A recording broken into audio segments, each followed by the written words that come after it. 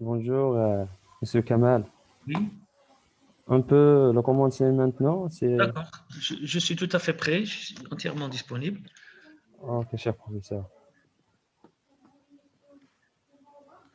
Vous avez le map, le programme d'aujourd'hui? Je ne l'ai pas ramené avec moi malheureusement parce que j'étais un peu pressé, je suis venu un peu tardivement et je l'ai oublié. Mais les étudiants savent très bien leur ordre de classement. Oui. Je crois que les participants, la plupart des participants, ils sont présents. Oui. Bon, Je leur rappelais chacun sur le titre de leur oui, présentation. oui, oui. Et puis, Pardon, excusez-moi, est-ce que vous pouvez m'envoyer par email rapidement le programme? Comme ça, ok, je l'imprime et on va travailler tous ensemble avant de bon, commencer. ok, je veux l'envoyer maintenant. Je vous donne mon email. Oui, j'ai votre email. Vous l'avez? Oui, D'accord, d'accord. je vais Donc, l'envoyer vous maintenant. m'envoyez s'il vous plaît le programme, je l'imprime et comme ça, on, on travaille à l'aise. Ok, ok, professeur.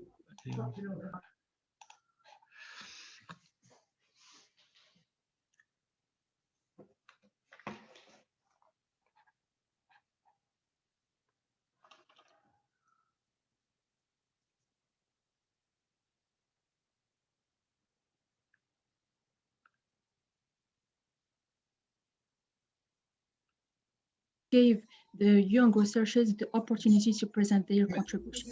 So I'm Sabri Sara from Electromagnetism Laboratory, Signal Processing and Renewable Energy. The presentation title today is Innovation in Nanoscience and Nanotechnology, Case of Nanoparticles, Quantum Dots. My contribution is organized by introduction, next nanoscience, after nanotechnology, nanoparticle, discussion, and finally we have conclusion and future works. Let's start with hypothesis, experiments or simulations, and finally we have mathematical analysis. For hypothesis is an essential step in the scientific, is very important step in the scientific method. Hypothesis must be testable and it must be falsifiable. Experiments is an empirical procedure used to test hypothesis. That means refute or validate a hypothesis. The simulation has become a version of the experience. So some experiments can be replaced by simulations. The presentation of science is facilitated by mathematical analysis. So mathematical analysis is used to elaboration of laws. Nanoscience. We can say that the idea of nanoscience began in 1959 when Richard Feynman said there is a lot of room at the bottom. But the really take off of nanoscience started after the development of various elements. Among these elements is microscopy. Excusez-moi, pardon, excusez-moi. On ne voit pas le passage des slides. Est-ce que c'est le cas pour tout le monde? Oui, Oui. Vous voyez? Il y a un problème au niveau de slide. Donc, il y a déjà le zoom, donc il faut minimiser un petit peu. Et on ne voit pas le passage, donc on ne peut pas voir. On ne Oui, peut oui, pas oui. suivre avec vous. Excusez-nous. D'accord. On ne Donc, peut pas je suivre repars. avec vous. On peut pas voir les slides. Oui, oui, oui, j'ai compris.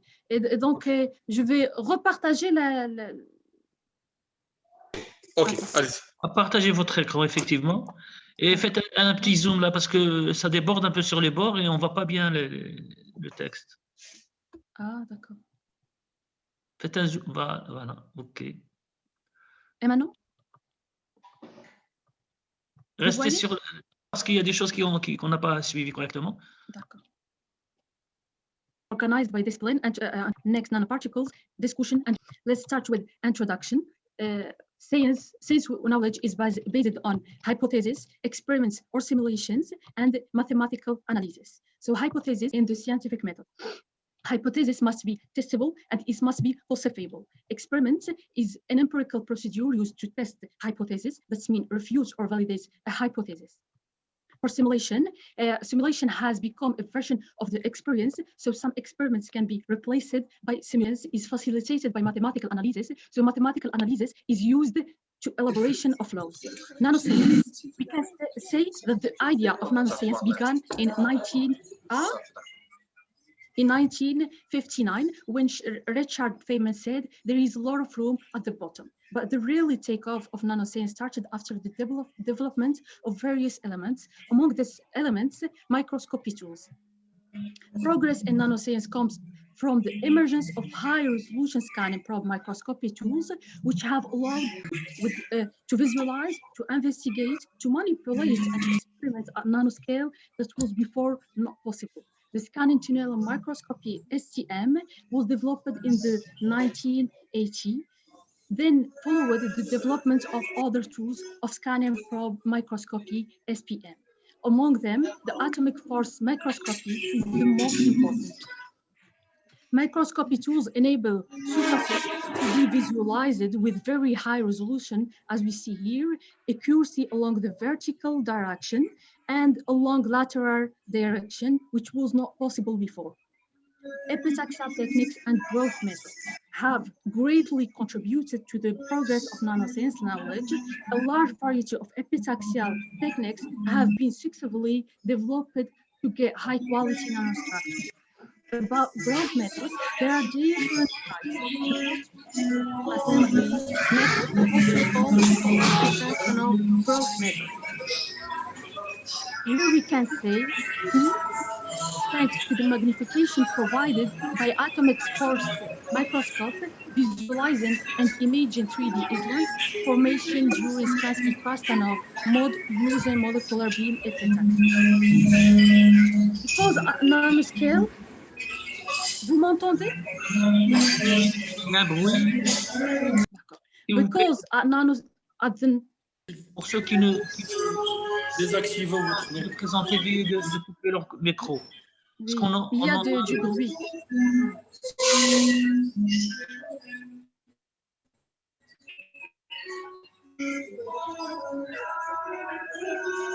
Il y a de la musique, je ne sais pas qui est en train de faire la musique.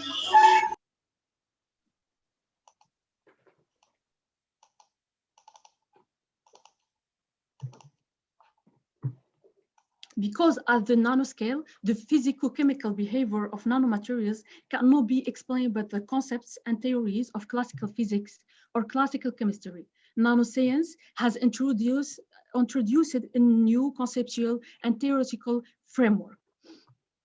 Miniaturization and complexity of nanostructures makes simulations indispensable. A great number of simulation techniques have been applied. The most used are the quantum Monte Carlo method and the molecular dynamic method. Here we can see the formation of 3D islands during Stransky-Krastanov growth mode simulated by Monte Carlo simulation model. Nanoscience is multidisciplinary scientific field, so is including, as we see here, physics, chemistry, medicine, engineering, etc. are studying and using it. Nanotechnology, many authors give the same definition to nanoscience and nanotechnology. Indeed, nanoscience and nanotechnology are often used interchangeably, but they are very different. As explained before, nanoscience is a field of fundamental research that studies materials at nanoscale called nanomaterials. Nanoscale is defined as a scale from 1 to 100 nanometer. Nanotechnology is technology applied to nanoscience. Nanotechnology is a key technology at nanoscale that can fundamentally restructure the technologies currently used in various industries. Nanotechnology is the application of nanoscience, especially to industrial and commercial objectives. It offers new devices, reducing both the cost and size of the products compared to similar devices made with conventional methods. The number of industrial applications of nanotechnology is increasing, which represents continuous progress in innovation. Application of nanotechnology cover many fields. In medicine, for example, diagnosing and treating diseases. In computing, miniaturized computing devices, and in energy, photovoltaic cells. The promising nanotechnology potential has attracted many countries to make it a priority and invest in its development. The National Nanotechnology Initiative was launched in the United States in 1999. Japan is the second country after the United States. China has been investing massively in nanotechnology, and Turkey, who wants to participate in the nanotechnology revolution, has increased its investment in this field. Nanoparticles. Nanomaterial is any material doesn't exceed 100 nanometer along at least one spatial direction, approximately 1 to 100 nanometer. When charge carriers are confined in all three space dimensions, the system is called quantum dots. Properties of nanomaterials differ from those of bulk materials. The essential feature of nanomaterials is that their properties are size dependent. Surface area effects. The dependence of the properties of nanomaterials on their size can be explained and attributed to surface area. Surface area effect is very important at the nanoscale because it gives materials properties distinct from the bulk form. As the particle size decreases, a greater proportion of atoms are found at the surface.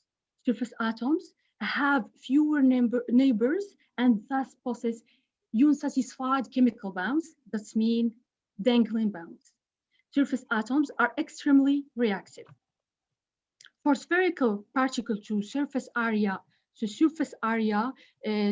volume ratio, writing as this expression. So we can notice here that the smaller the particle, the higher the surface area to volume ratio. The dependence of the properties of nanomaterials on their size can also explain it and attribute it to quantum confinement effects. Brass equation is most widely used to predict quantum confinement, is given by this equation. This term is the band gap energy of quantum dots. This term is the band gap energy of bulk material. And this term is the energy due to confinement, the quantum confinement. As regard, we can say that is an inverse square dependence between the confinement energy and the size quantum dots. This term is often neglected, so constants of semiconductor material. It's well known that controlling nanoparticle size, it's possible to control the fundamental properties of the nanomaterials. Nanoparticles, quantum dots, development is one of the most innovative advancements of nanoscience. A lot of devices, shaper, smaller, lighter, longer lasting, and with higher quality, can be fabricated with less material and energy requirements using quantum dots. With their unique optical and electrical properties, quantum dots can be used in many application fields, such as biological, biomedical, energy, etc. Discussion. Many believe that nanotechnology will be beneficial to everyone, including the poor countries. Nanotechnology is considered to be a viable remedy for solving most poor countries' issue, to eliminate extreme poverty, hunger, remediate water, energy, etc. So poor countries have to make nanotechnology a priority. They have to launch their innovation nanotechnology system to address their more pressing needs. Significant funding must be undertaken, the creation of interdisciplinary research centers devoted to nanoscience and the orientation of researchers towards this new field. Some indicators show that nanotechnology is not beneficial to everyone. The number of people affected by hunger in the world continues to increase. In 2019, globally, about 690 million people go to bed on empty stomach each night. In 2019, the number of people without electricity access was 770 million. More than 2.6 billion people worldwide still do not have access to clean cooking. This makes 2.5 million premature deaths each year. Conclusion. Nanoscience and nanotechnology are the most innovative fields of recent decades. We have shown that nanoscience and nanotechnology are not interchangeable. We have also shown that controlling the size of nanoparticles, quantum dots, is theoretically possible. With this control, it's possible to control the fundamental properties of nanoparticles. Future works Despite the benefits of applying quantum dots in various fields, more research is needed to evaluate and understand their effects and toxicity risks, as well as to improve their efficiency. Thank you for your attention and patience.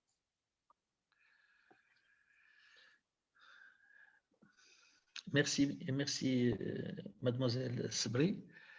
Je crois qu'on est limité en termes de nombre de questions, monsieur Jeffali, n'est-ce pas?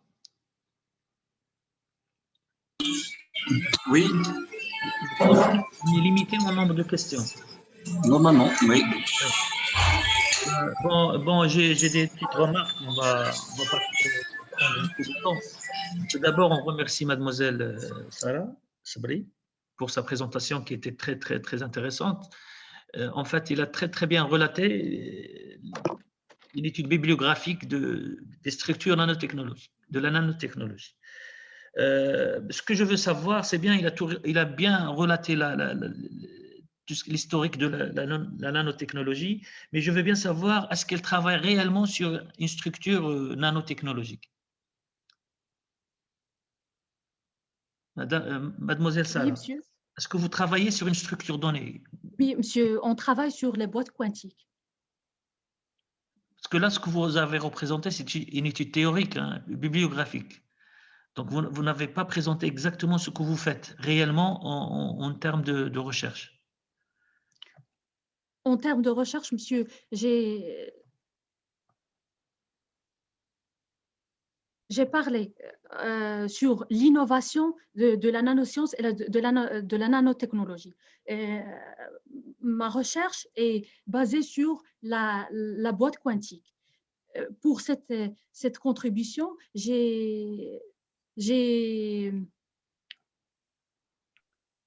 parlé sur l'innovation, sur ces nanotechnologies, parce que il y a beaucoup de pays qui n'ont pas,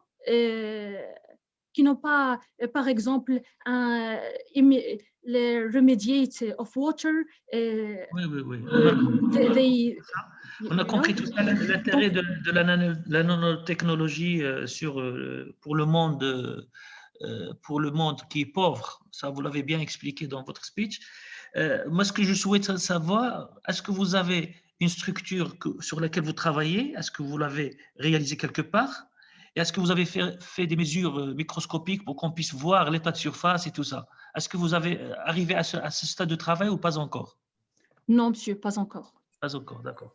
Parce que vous avez à certains moments parlé de l'état de surface, etc. Hein. Est-ce que vous pouvez nous dire, d'après l'étude bibliographique que vous avez effectuée… J'entends pas votre son, monsieur. Vous m'entendez pas? Non, monsieur, il y a du bruit. Maintenant, ça va, c'est bon? Il y a quelqu'un qui a de la musique derrière, donc il faut que tout le monde désactive son micro. Ça vient pas de chez moi. Chez moi. Oui. Donc, comme j'ai dit, est-ce que vous pouvez nous dire, en une phrase ou deux, l'influence de l'état de surface des structures nanotechnologiques, leur impact sur les performances, etc. Monsieur, pour votre question, les atomes de la surface augmentent, donc il y a interaction atomique. Donc,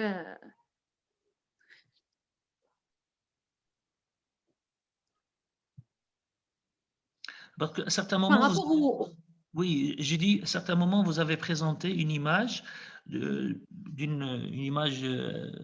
microscope électronique à balayage d'une structure nanotechnologique. Et il y a des grains, des petits îlots qui sortent de la structure. Voilà.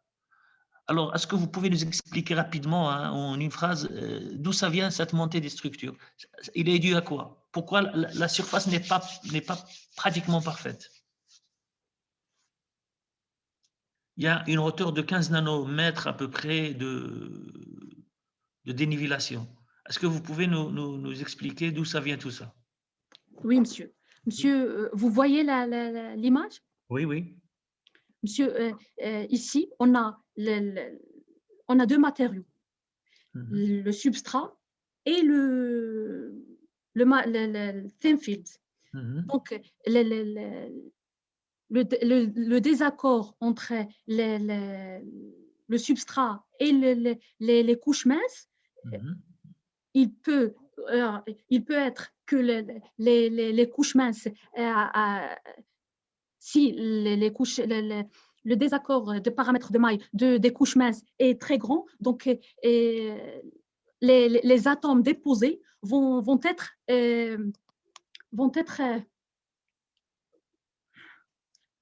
donc les atomes déposés vont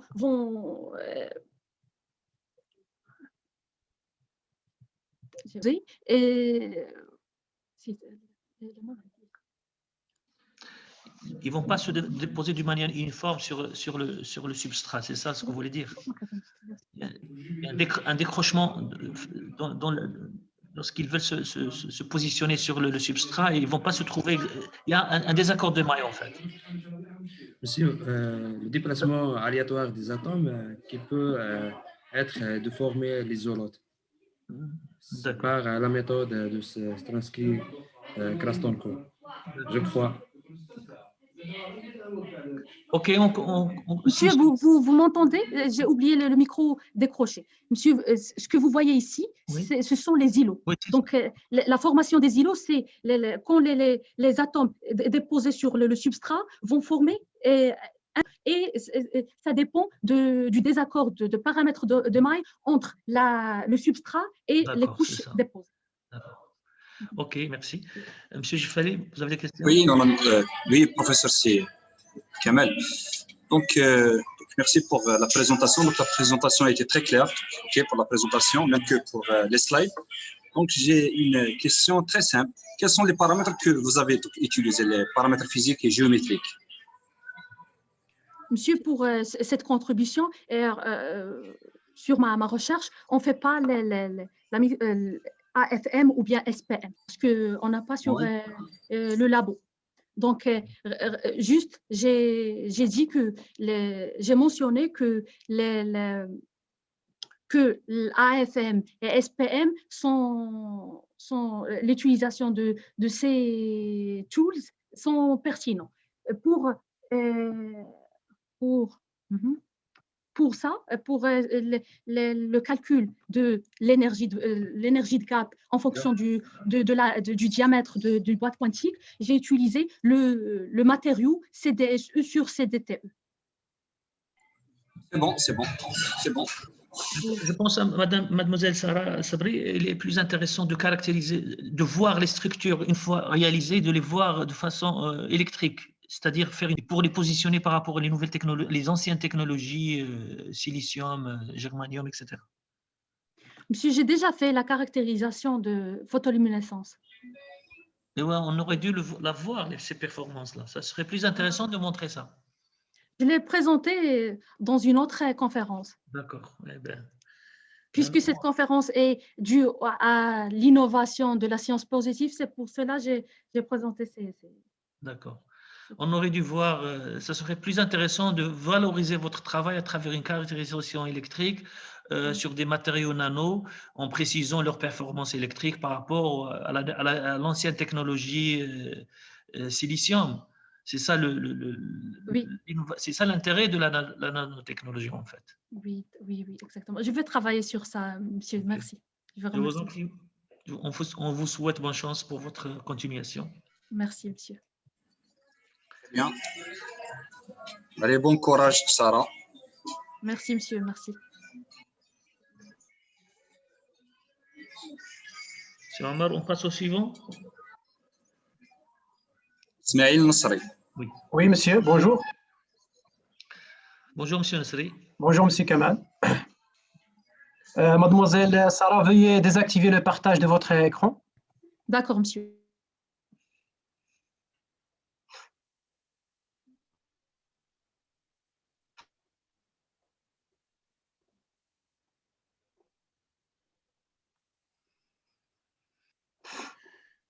Donc, est-ce que vous voyez mon partage en plein écran? Oui. Vous pouvez commencer, monsieur Nasri. Est-ce que je peux commencer? Hello, everyone. Monsieur Jfali, veuillez désactiver votre micro, s'il vous Hello, everyone. First of all, I would like to thank the organizers of this conference and all of you for attending my presentation. My name is Ismail Nasri, and I'm a PhD student in Electrical Engineering and Maintenance Laboratory in High School of Technology at Mohammed First University, Oujda, Morocco. I'm glad to be here today with you to present my paper entitled Traffic Signs Recognition Based on Deep Neural Networks Techniques.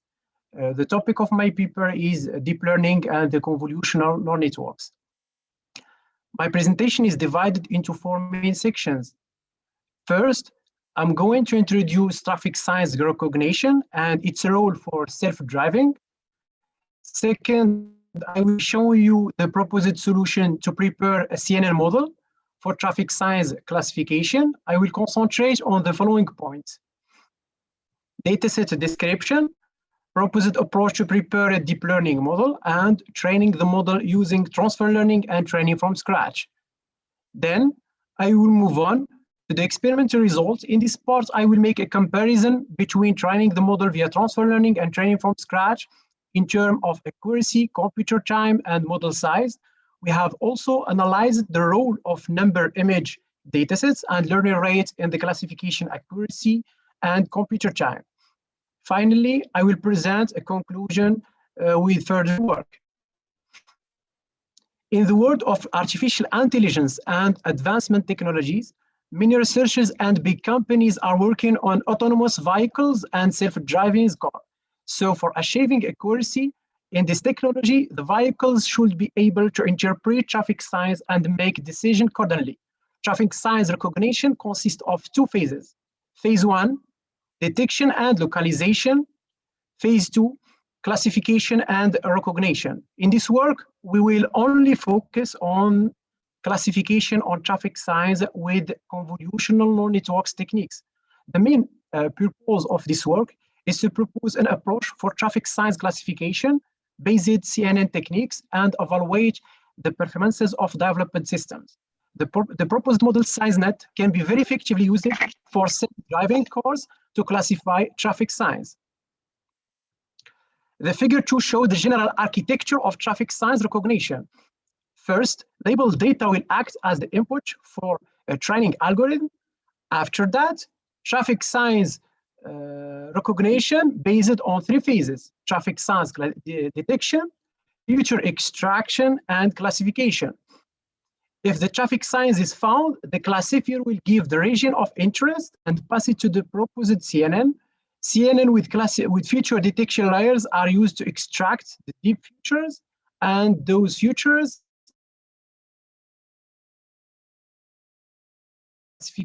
push-pull layer in the CNN classified to 43 classes with the probabilities of each classes. Now, I would like to present our proposed solution. First, we take a look at the dataset used in this work.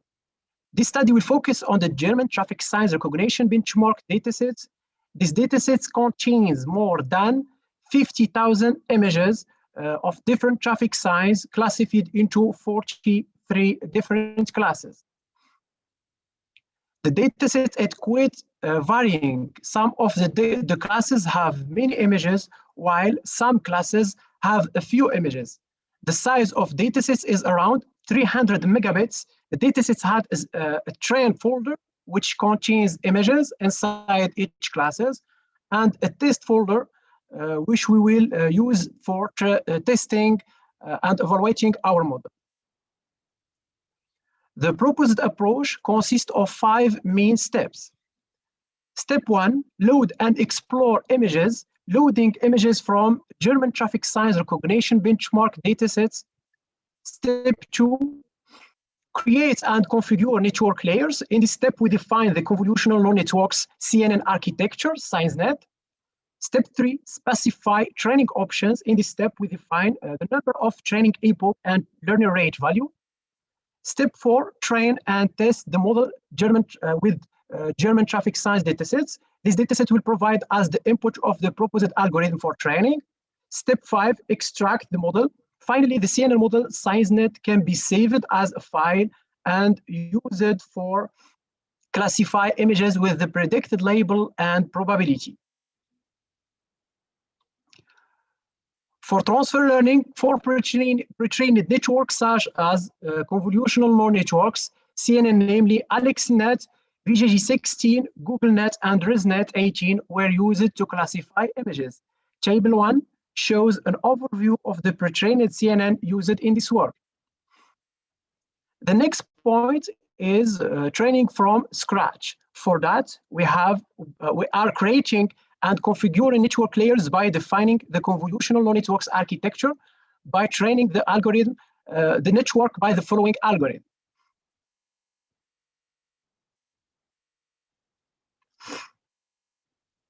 In this proposed CNN model from scratch ScienceNet, we use 3 convolutional layers. One fully connected layer, softmax classifier, is used to classify images.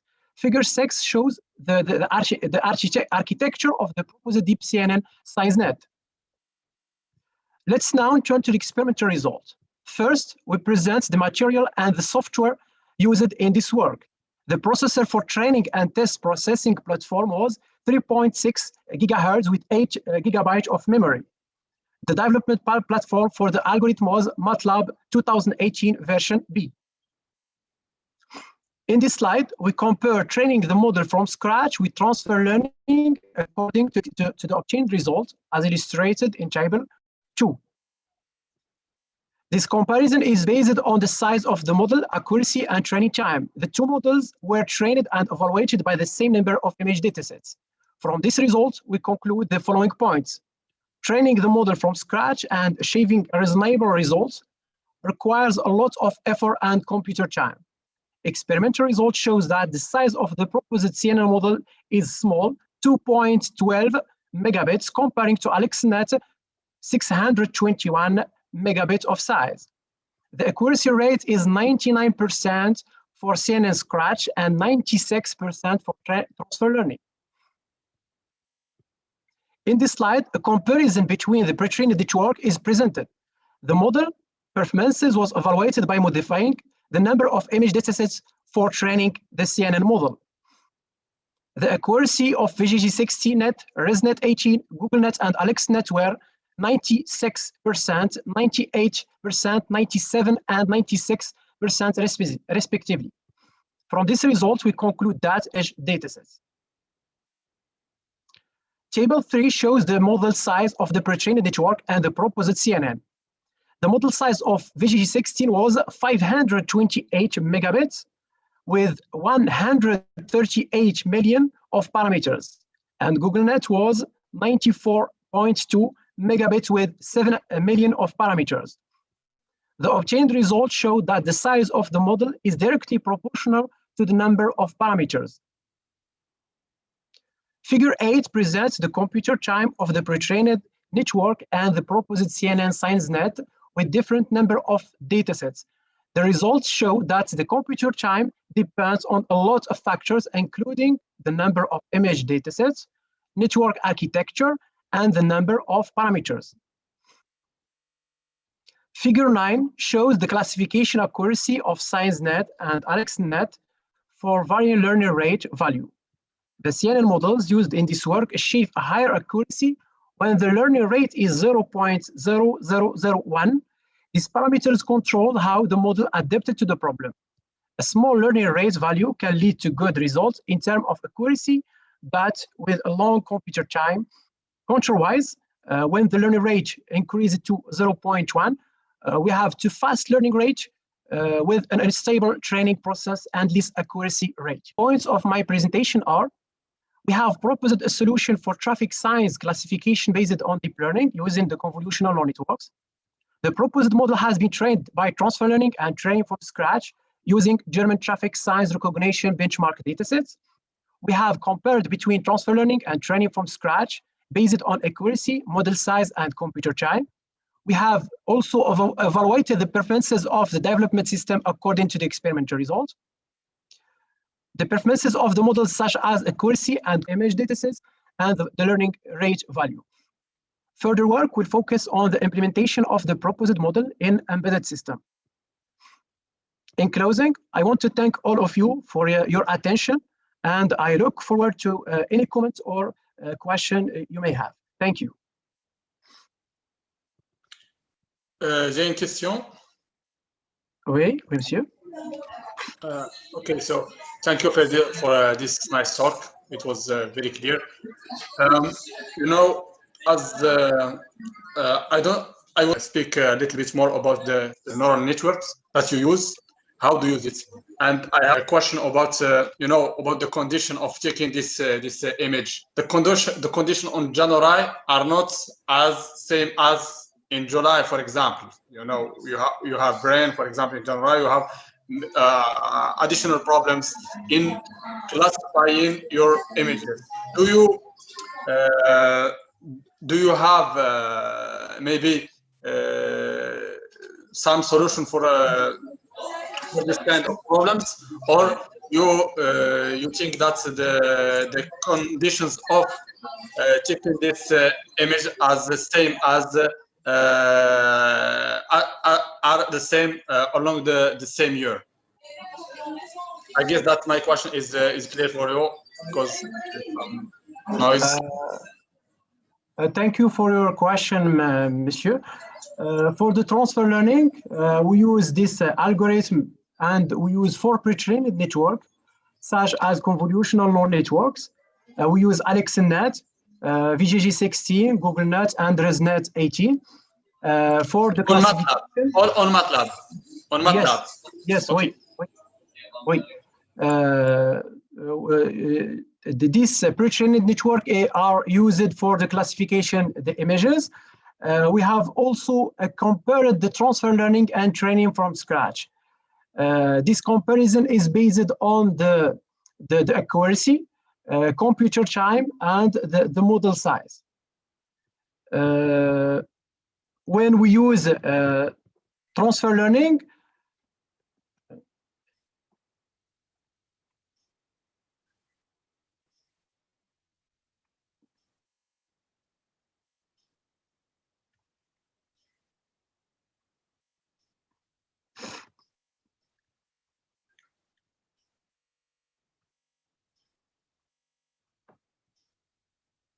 voilà. When we use transfer learning, the accuracy rate is 96%. Counterwise, when we define our convolutional neural network architecture, the accuracy is 99%. The computer time is 128 minutes for AlexNet for transfer learning, and the experimental result shows that the size of the model is small when we use a transfer learning comparing to AlexNet. 2.12 megabits for transfer learning, and 621 megabits of size when we use training from scratch. I see. So, but the next question is about this. You have a very, I don't know, phenomenal accuracy, almost 100%. Is for that why I had my question about the image. You know, in the real life, it's not a very clear image. You have not a direct angle. You know, you can take an image from another side, from I don't know. It depends on the condition, because as you have accuracy that is almost 100%. I would like to know if you had take in consideration all the conditions that can be in real life. Of course, training the model via transfer learning or training from scratch require a large of image datasets. If you want to have a good accuracy, you should have a varying datasets and a large of image datasets. Yes. The dataset used in this work, the size of the dataset is in this work is around 300 megabits of size. Monsieur Ismail Nasri. Oui, Monsieur Jafari. Oui. Donc, très bien donc, pour la présentation. C'est bon. Oui. Donc, j'ai une question. Est-ce que vous avez donc des publications sur votre travail? Oui, bien sûr. J'ai d'autres travaux que je l'ai publiés sur des travaux, donc, oui, bien sûr, indexés. Mais c'est la même méthode, mais sur des sujets différents. Donc, on a travaillé sur la classification et la prédiction de l'état de conducteur de la voiture. Donc, l'objectif, c'est de détecter la situation d'état de conducteur ou bien l'état de conducteur pour bien sûr pour réduire le risque d'accident en utilisant les techniques de l'intelligence artificielle et aussi le système de réseau de neurones.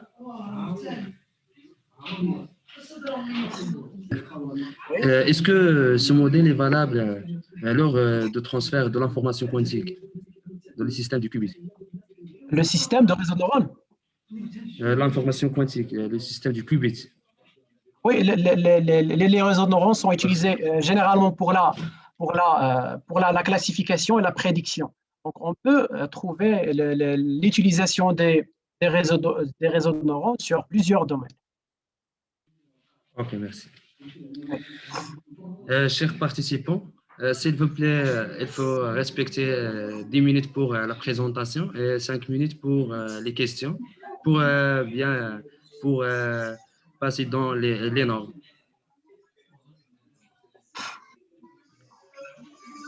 Monsieur Nasri, alors pour moi, j'ai plein de questions à vous poser parce que je vous connais très bien, on est tout le temps ensemble. Oui, monsieur. Par contre, j'aimerais bien, est-ce que vous leur expliquez sur quel système vous implémentez votre application et comment elle réagit en temps réel? Oui, monsieur. Les performances. L'objectif principal de notre travail, monsieur, c'est de proposer une approche, bien sûr, pour la classification des panneaux de signalisation, basée sur les techniques de l'intelligence artificielle, précisément sur le réseau de neurones comparaison entre l'apprentissage du modèle par transfert et l'apprentissage à partir de zéro, en termes de précision, temps d'apprentissage, et bien sûr, taille de nombre d'images sur le taux d'apprentissage, dans la précision, et pour bien sûr, la classification et le temps d'apprentissage. Notre prochain travail, Inch'Allah, on va se concentrer sur du modèle, et bien sûr, la mise en œuvre de ce système, ou bien on va l'implémenter sur un hardware, ou bien un système embarqué, en utilisant une caméra et un système, bien sûr, avec un langage, que ce soit Python ou R, pour faire le traitement de notre algorithme.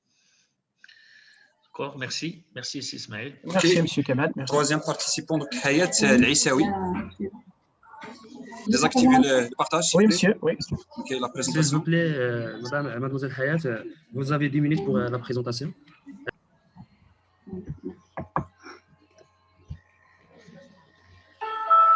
Est-ce que vous arrivez à voir mon écran?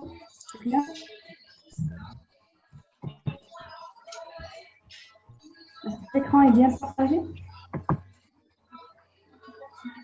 On ne vous entend pas du tout, hein, mademoiselle. Hayat, le son, on ne vous entend pas. Le son est normalement activé. Oui. D'accord. Est-ce que vous m'entendez maintenant? Oui, c'est bon maintenant. Est-ce que vous voyez l'écran? Oui. Merci. Vous pouvez commencer, mademoiselle. Oui, merci. So, first of all, I thank you for accepting my work to be presented today. So, my name is Hayat Al-Issaoui. My presentation is titled New Power Tracing Algorithm based on improved incremental conductance across neural networks for wind energy conversion system.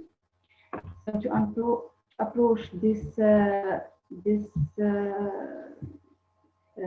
presentation, I will follow this plan. I'm going to start with an introduction. Then I'm going to give the. After I'm going to present the power control system. Then I will present the results of my simulation, and finally a conclusion.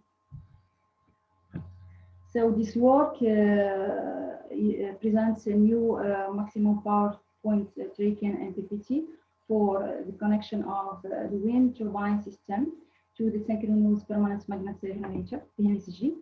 So to increase the performance of the proposed model, we are developing a new MPPT system based on incremental conductance and artificial neural network.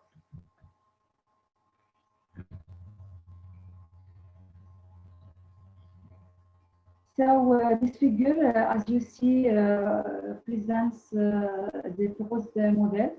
So the proposed system includes a wind turbine associated to a permanent magnet synchronous generator, PMSG, rectifier, DC-DC converter with MPPT control and a load.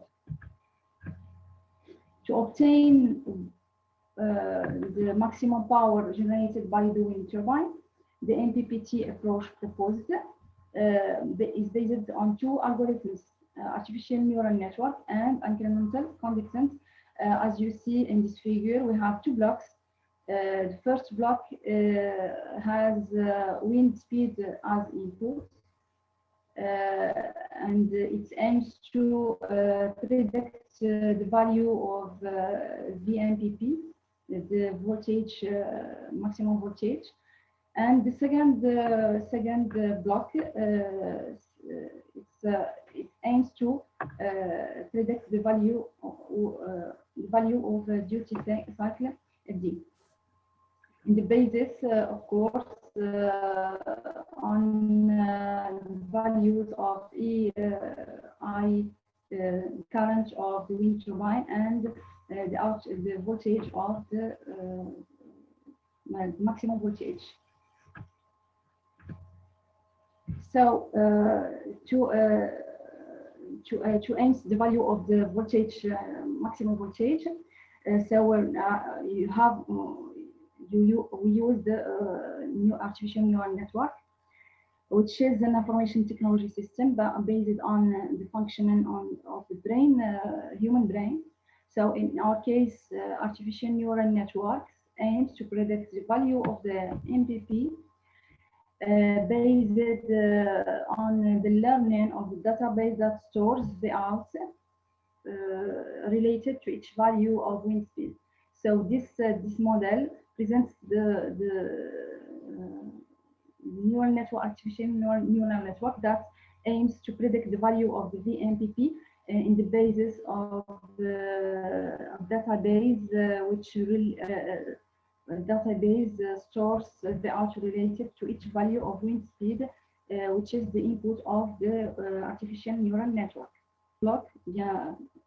Artificial neural network block. And the MATLAB, we write program in the MATLAB and generate a block MATLAB. For the action of you see in the figure, so the incremental conductance block is based on the function which calculates the value of the duty cycle D, based on the value of the current IWT wind turbine and the value of figure. So the wind turbine contains, as you see in this figure, wind energy conversion system, and based on synchronous permanent magnet generator, a rectifier, and a boost converter. So to extract the maximum power, we use a new approach based on incremental conductance, as you first block for the artificial neural. For the results of my simulation, you can see in this figure, we have the output volt power of the wind turbine and the evolution of the power coefficient and the wind speed that equals to 7.9 meters per second. So we can see the evolution of the mechanical power and power coefficient. So we can see that the coefficient power track its maximum value, which is 0.48. So from these results, we can see that the system has been able to track and reach its MPP, and there different value of wind speed. You can see also the evolution of the mechanical power and the power coefficient. And the wind speed equals to 8.5 meters per second. We can see also that the value of power coefficient can track contract its maximum value, which is 0.48 for wind speed equals to 8.5 meters per second. So this figure also show you the power coefficient, the evolution of the power coefficient under wind speed that changes between 7.9 meters per second, 8.5 and 9.5 meters per second. So being able to track and reach its maximum power point, CP equals to 0.48 under different value of wind speed.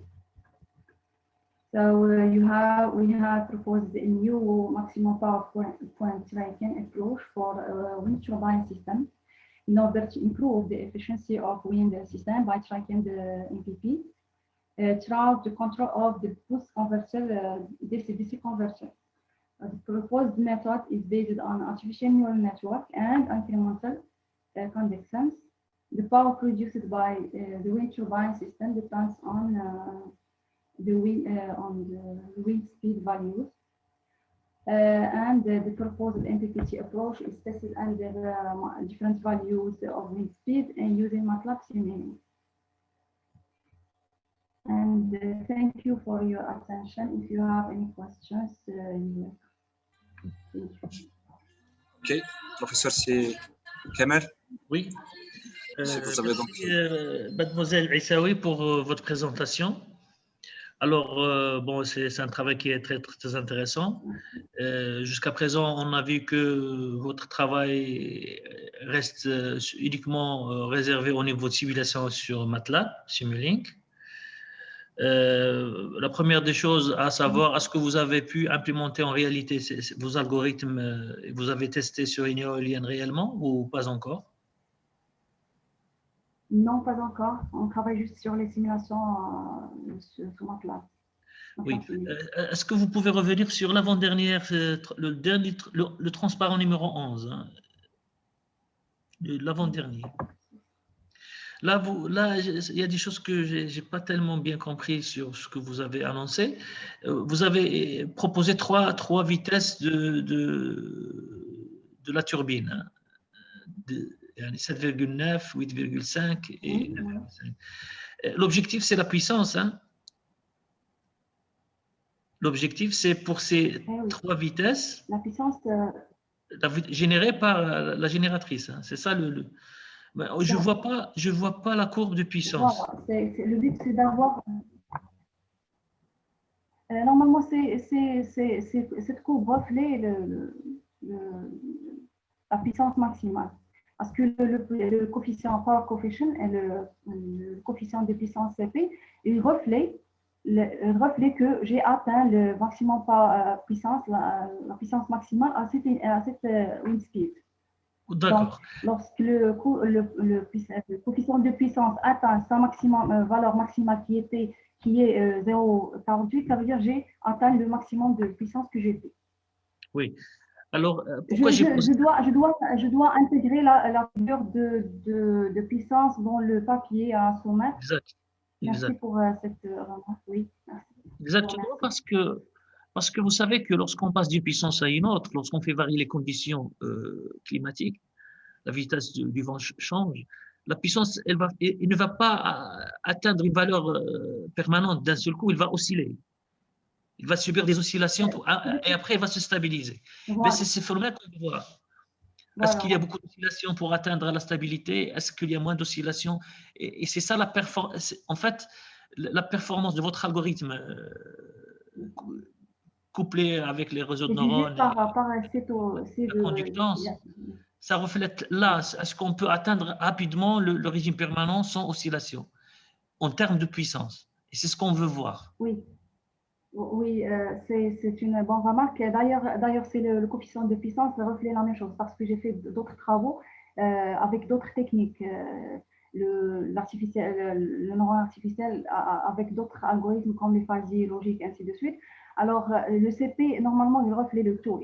Ça veut dire avec les oscillations, il parle aussi au niveau de la courbe de CP. c'est la même chose.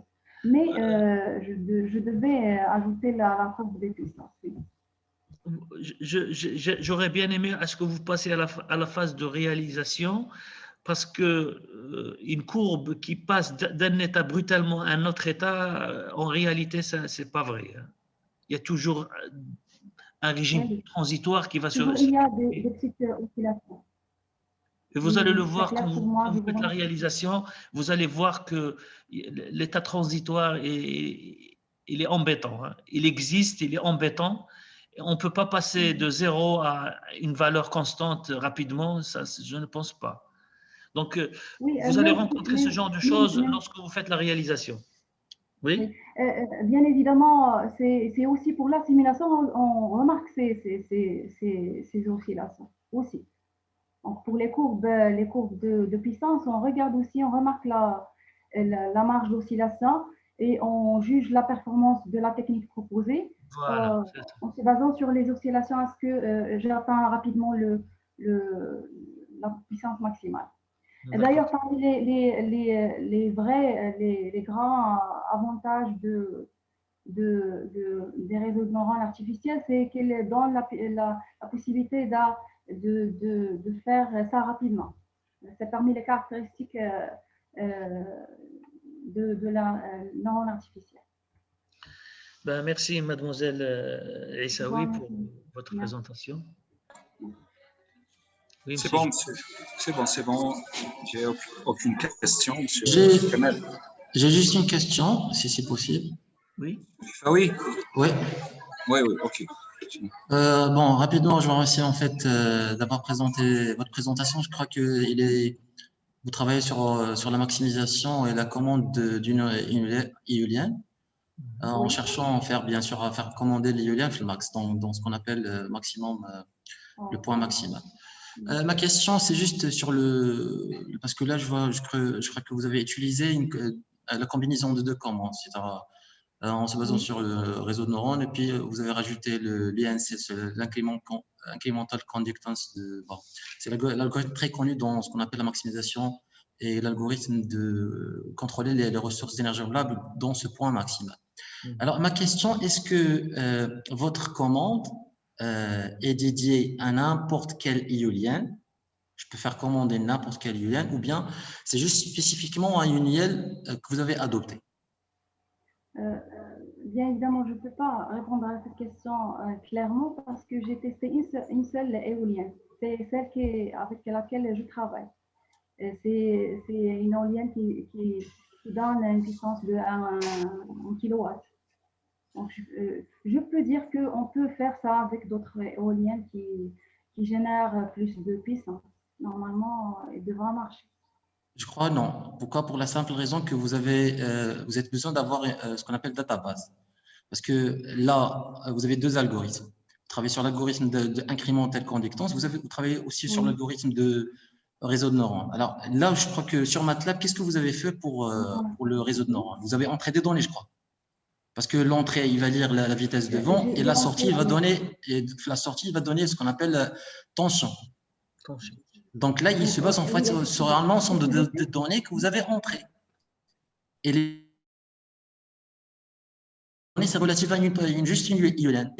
Si on va essayer de faire appliquer votre système de contrôle à une autre éolienne, je crois que ça ne marche pas.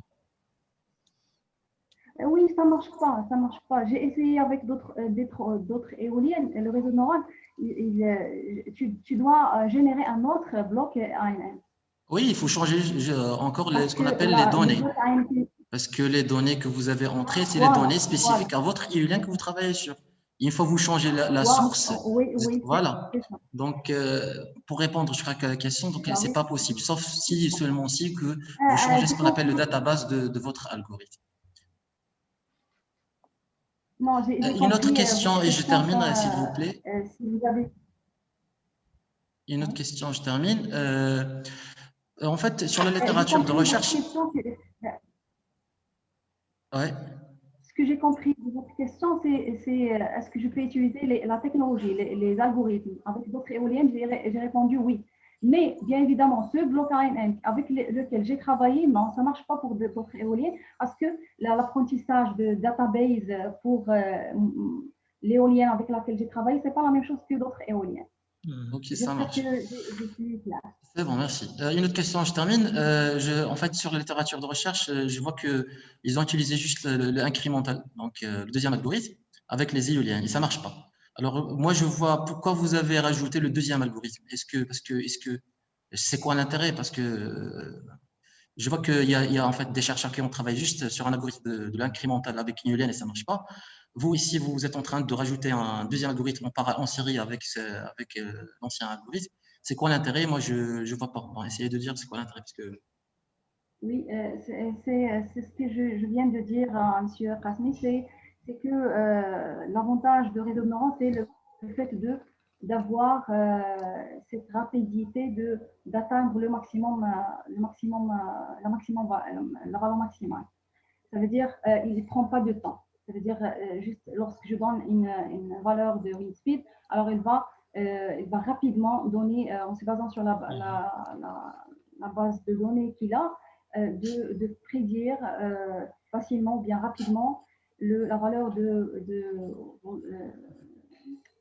tension maximale. C'est parmi les principaux avantages de raisonnement. C'est pour cela que j'ai ajouté pour atteindre le maximum de puissance en un peu de temps, et bien rapidement. Ok, merci. Je vous remercie. Ok, merci. Donc, Madame Hayat Issaoui, c'est bon? Très bien. Donc, on commence par Mohamed. Présent? Mohamed Karouchi, s'il vous plaît. D'accord, c'est bon, c'est bon. Hello everyone. First of all, I would like to thank the organization. My name is Karouchi Mohamed from Laboratory in high school to be here with you today to present my control the vehicle. To control the vehicle. First, I introduce with the CAN bus and the current vulnerabilities of this proto technique. The system used for the intrusion and the experimental results in the device related to the dashboard calculator. So, for introduce the topic, since 1918, the Bosch company the vehicle has been steadily increasing due to the needs hard and more complex. From the beginning of them for multiplexing information circulating in the board car.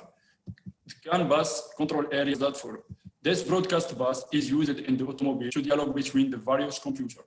So each node consists of a CAN controller to adapt the voltage levels and a microcontroller.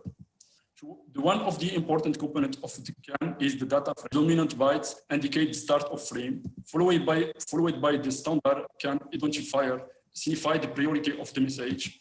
The signal remote transmission request, followed by the control file, indicate the length of the data file. The data file by the cyclic redundancy check file, and 2 the byte acknowledgement file. Finally, 7 bytes indicate the end of the frame. This mutation in the system and current technology such as Wi-Fi, Bluetooth, integrated in the modern vehicle for powerful operation, efficient data flow, and to make life easier for the driver, but also of these vehicles.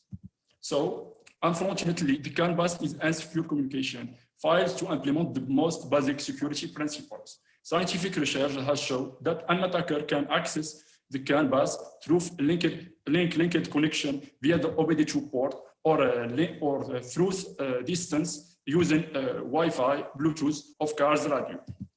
In my case, and linked connection via the OBD2 socket, we have proposed a system with 3 components: computer, a CAN bus master circuit consists of CAN Arduino board, CAN line interface. CAN bus circuit extract data circulating in the vehicle via the OBD2 port and the broadcast serial communication, universal asynchronous receiver transmitter.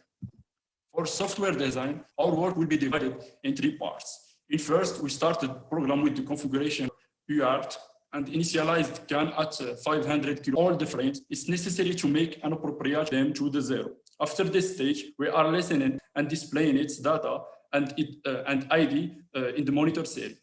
only single frame of an identifier described in the second program, which is identical to the filter at take the value of the repeat certain actions, press to accelerator pedal, for example, and observe the change identifier. The last, after identifying the frames and their identifier responsible for the variant intrude into the vehicle. This third program used to inject frames of identification of the content of the targeted in the attack. In this way, we were able to identify the frame containing as the frame which reacted with the dashboard light, represented the signals from the car. After several attempts, it seems which interacts with the variation of the RPM display and the signals, live guideline, code, and pilot in the dashboard. The table opposite shows some first byte value for the two frames and their correspondence. The example opposite described before and after certain action on the axis. The tests are carried on a Dacia Docker vehicle available at the high school of my presentation. We have presented a CAN bus protocol and its vulnerabilities. Our study allows us to extract the identifiers from the dashboard computer, control the car's calculator. As perspective, we plan to extend the attack to other computers and find solution to fight against this attack. Okay, that brings us to the end of my presentation. Thank you for your attention. I am available if you have any questions or remarks. Très bien, Mohamed Karouchi, c'est très bien. Donc, s'il vous plaît, Mohamed Karouchi, donc, quelle est la partie de recherche que vous avez donc utilisée, alimentée, la partie de recherche? Mohamed? Allô? Oui. Partie de recherche. Quelle est donc la partie de recherche que vous avez? On a fait une étude sur le bus physique du véhicule CAN. On voit que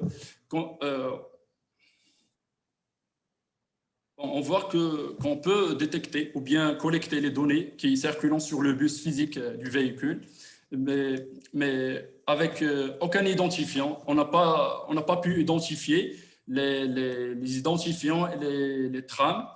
Et on a dit pourquoi pas, on peut les traiter trame par trame et contrôler un calculateur et voir les identifiants de chaque action pour ce calculateur.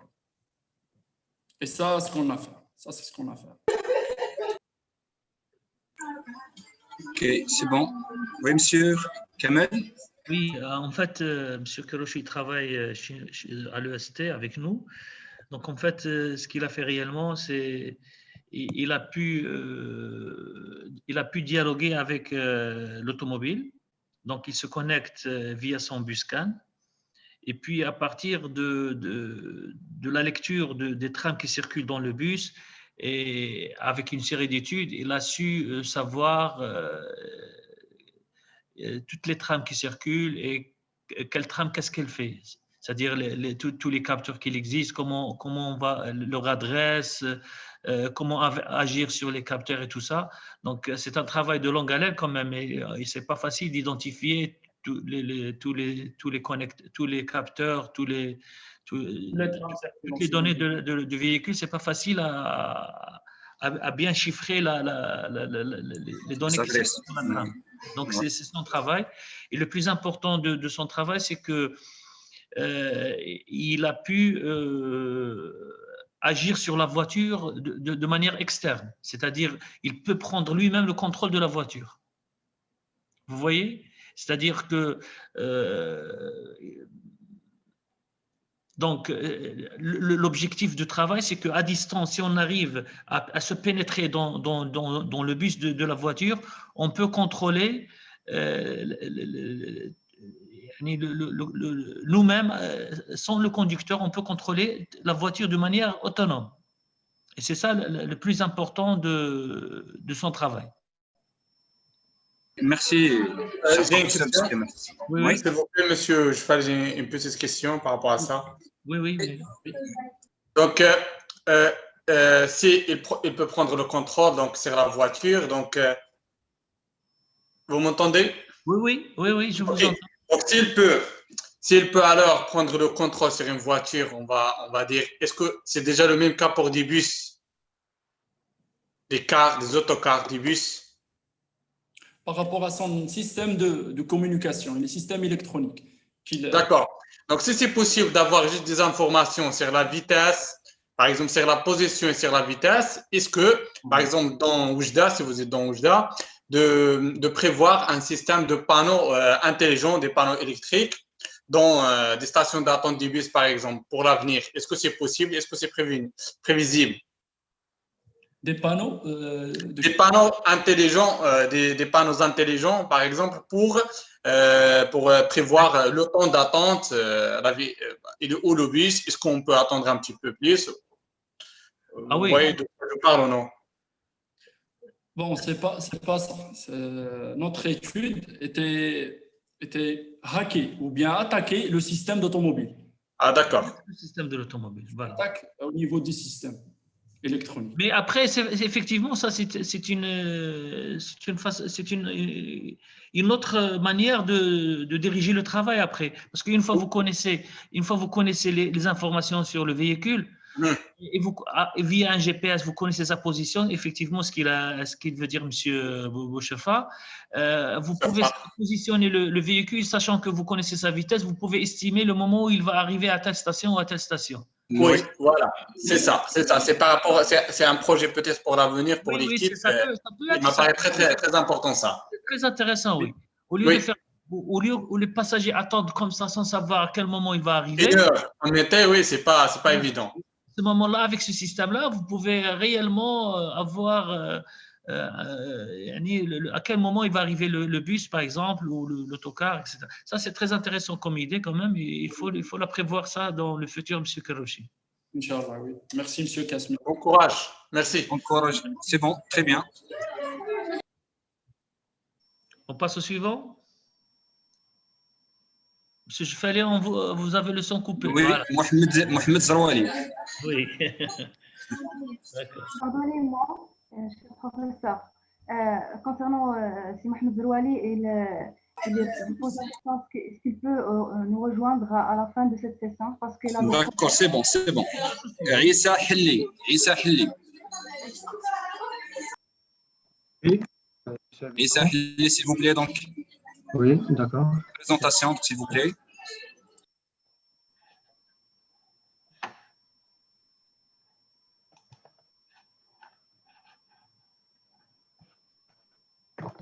Hello everybody. My name is Issa Hali. I am a PhD student. S'il vous plaît, Issa. Oui. Attends, une seconde. C'est bon? D'accord. Oui. D'accord, monsieur Kamel? Oui, je vous entends, oui. D'accord, on commence. Oui. Allez, monsieur Issa. Hello everybody. Donc, my name is Issa Hali. I am a PhD student, study at the Laboratory of Renewable Energy Embedded System and Data Processing at the National School of Applied Science at Oujda.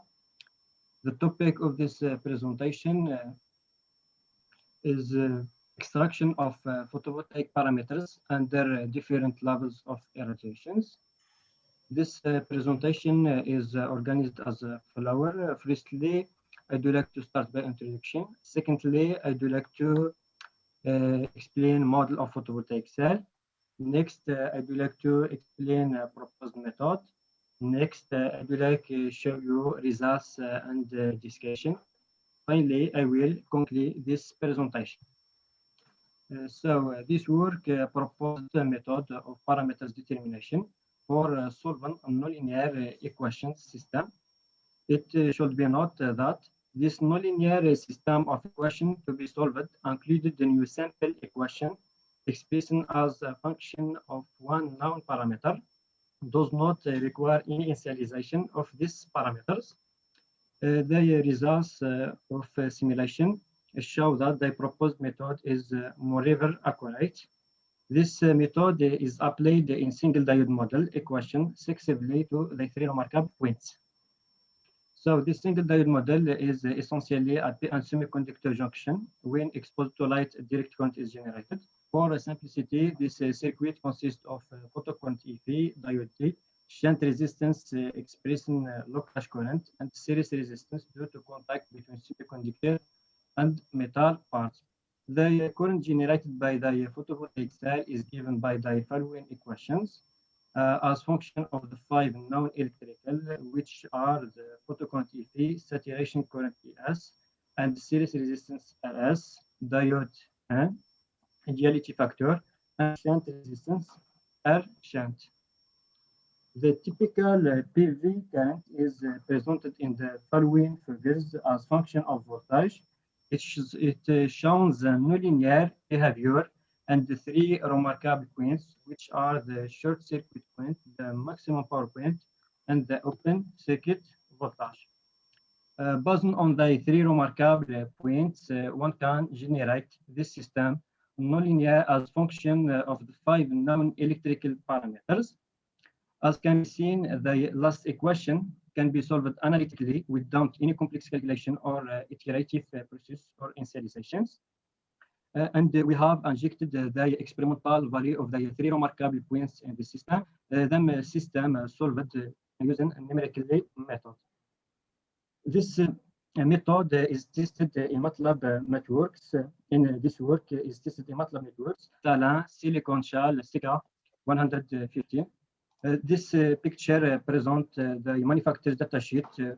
Is presented the irradiation as a function, current characteristic as a function of irradiation and fixed temperature. These figures represent the comparison between experimental data and calculated current voltage and power voltage for different irradiation and fixed temperature. As can be seen, the results show a good agreement between experimental data and calculated current voltage for different weather conditions. In order to confirm the accuracy, the individual absolute error is calculated, considered the optimized set of 5 parameters. As can be seen, we have the minimal value of individual absolute error. This error is acceptable in practical application, required high accuracy, such as MPPT. As conclusion, in this work, we have proposed the simple method of PV parameters extraction, which required 4 selected points and current voltage characteristic of the PV panel.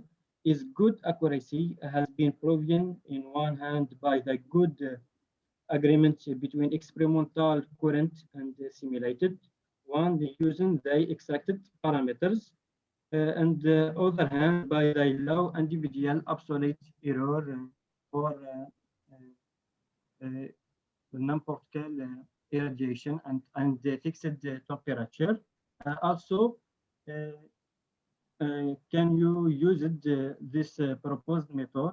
One can elaborate translational formula to correctly predict the PV parameters value, other weather conditions such as irradiation levels at fixed temperature. Thank you for your attention.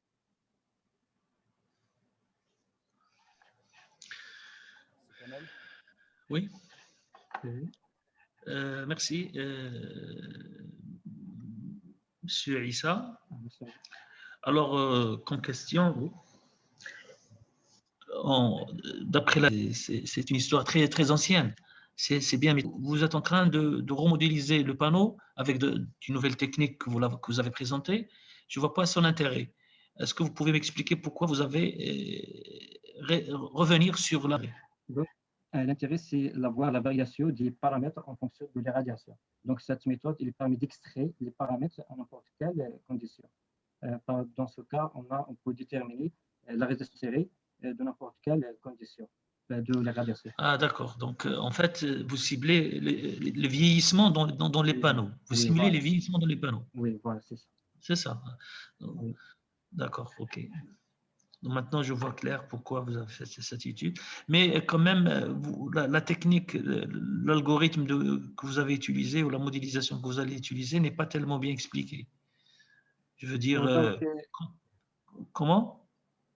Donc, le but de cette méthode, c'est différentes méthodes qui dans la littérature, c'est de combiner une méthode numérique avec une méthode analytique.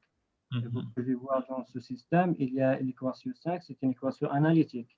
Et les 4 équations sont des équations on peut solver numériques. Voilà, c'est ça. D'accord. Voilà. Ok, merci, monsieur Issa, pour votre présentation. Merci. Et monsieur Jifali, on vous entend très mal. Jifali, on vous entend très mal. Oui.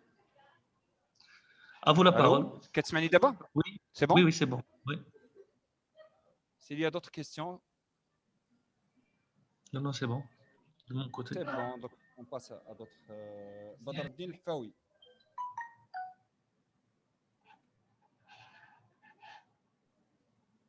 Faoui? Oui, je suis prêt. D'accord. Donc, je partage juste le slide.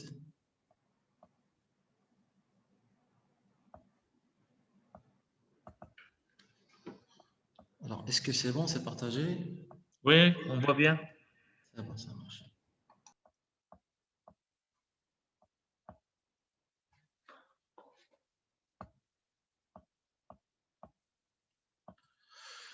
Donc, c'est bon, je peux commencer? Ok. C'est bon, c'est bon. Okay. Alors, voilà, donc, permettez-moi de vous présenter. En fait, professeur à l'École supérieure de technologie, donc l'Université Mohamed Ier. Ça me fait un grand plaisir, en fait, d'assister, de participer à cet événement de conférence d'un système PV photovoltaïque. Donc, je suis membre au laboratoire LGM, donc laboratoire de génie électrique et maintenance, au sein de l'École supérieure de technologie. Alors, le plan, il sera comme ci. Je vais essayer de commencer rapidement par une petite introduction. Par la suite, objectifs et méthodologies de recherche suivies lors de récolte des résultats. Par la suite, c'est caractérisation, modélisation et commande d'un système source photovoltaïque. Quatrième chose, je vais parler sur l'implémentation de la commande en temps réel, c'est-à-dire au sein du laboratoire et avec l'utilisation de l'équipement hard. Et je finis avec présentation de résultats et finalement conclusion. Alors, comme vous savez, c'est que les sources d'énergie renouvelable, que ce soit les panneaux photovoltaïques, que ce soit les éoliennes, que ce soit les autres sources d'énergie renouvelable, en fait, la caractérisation, c'est non linéaire. C'est non linéaire et en même temps, ils possèdent ce qu'on appelle un point de puissance maximum qui s'appelle MMP, donc en anglais, c'est Maximum Power Point. Les chercheurs, de manière générale, ils cherchent à faire fonctionner de manière optimale, on l'appelle l'optimisation des sources d'énergie renouvelable. Donc, ils cherchent à faire fonctionner ces systèmes dans ce point-là. Pourquoi? Pour la simple raison, pour tirer le maximum de puissance et d'énergie qui va être bien sûr par la suite dédiée vers des charges en vue d'exploitation. L'objectif de ce travail, c'est de faire régulation. Bon, comme je dis, c'est régulation de la puissance précisément. Et là, c'est le schéma fonctionnel automatique de système en boucle fermée. Donc, on a besoin d'avoir bien sûr l'entrée c'est quoi l'entrée? Là, c'est l'algorithme qu'on utilise. Et bien sûr, on a utilisé ce qu'on appelle les actionneurs, ça c'est le schéma fonctionnel automatique. Et le processus, ou bien ce qu'on appelle les sources à contrôler, c'est le PV. Bien sûr, là, c'est s'il y a des perturbations, bien sans perturbation, bien sûr de la puissance maximale. La méthodologie suivie au sein de la laboratoire. Par la suite, ces essais non la source, mais virtuelle, en se basant bien sûr sur les données qui sont expérimentaux, vers l'utilisation de logiciels MATLAB. Troisième chose, c'est le choix de l'algorithme, et on a choisi un algorithme qui est très connu, donc par la suite, je vais essayer d'expliquer c'est quoi l'algorithme, et créer, modéliser les choses, donc de manière automatique, physique, pour bien comprendre, on cherche à faire quoi sur le système. Et finalement, c'est la mise en œuvre et test, et bien sûr, c'est côté expérience, donc faire le tout dans la salle et essayer le fonction du système, est-ce que ça fonctionne ou non. Voilà, donc le système PV que nous avons travaillé, c'est le système qui s'appelle, c'est le module 30 ETM 53930. Là, ici, vous trouvez à droite, c'est le tableau, bien sûr, de constructeur qui donne l'ensemble des données de caractérisation de ce panneau. Et là, c'est en fait, c'est les différentes figures données par le constructeur. Vous trouvez ici, par exemple, le courant, c'est en fonction de tension, bien aussi la puissance, c'est en fonction de tension.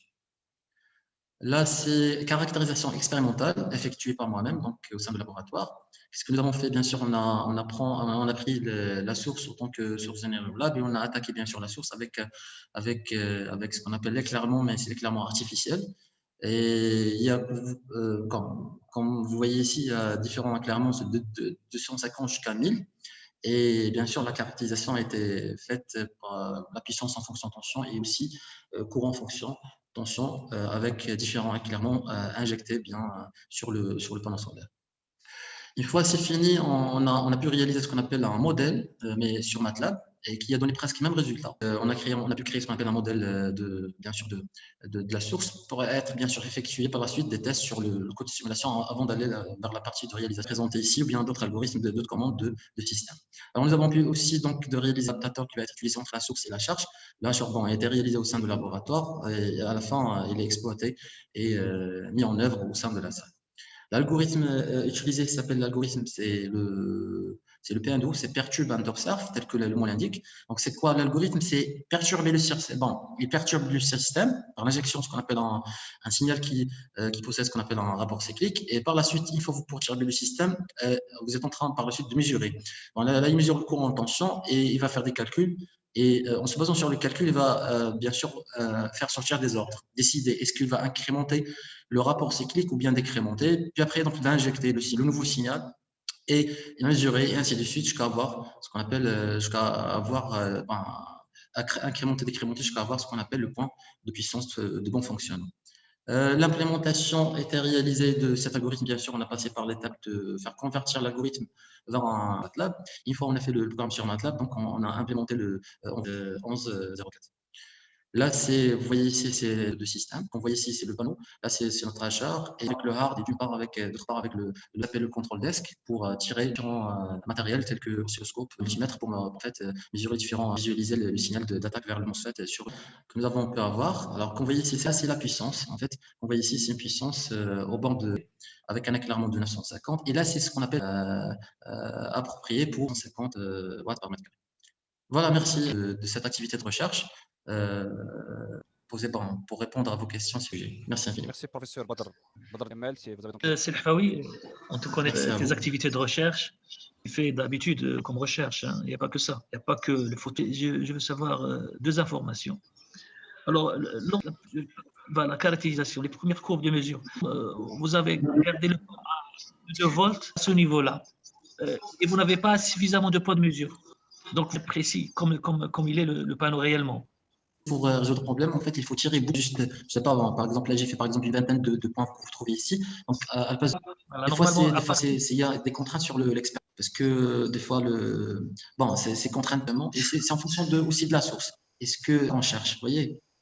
Puis, c'est intéressant de raffiner les caractérisations aux alentours du point de la maximum de puissance. Il se trouve entre 12 et la carte display. Pourquoi vous n'avez pas rempli le type de tout? Pour vous répondre à votre question, la carte Arduino au travail qui était publiée dans un journal, Procedia, donc c'est Elsevier. Et l'Arduino aussi, il contient à l'intérieur, il contient bien sûr la commande, mais en fait, c'est pour commander ce qu'on appelle l'Iolien, c'est WinTurbine.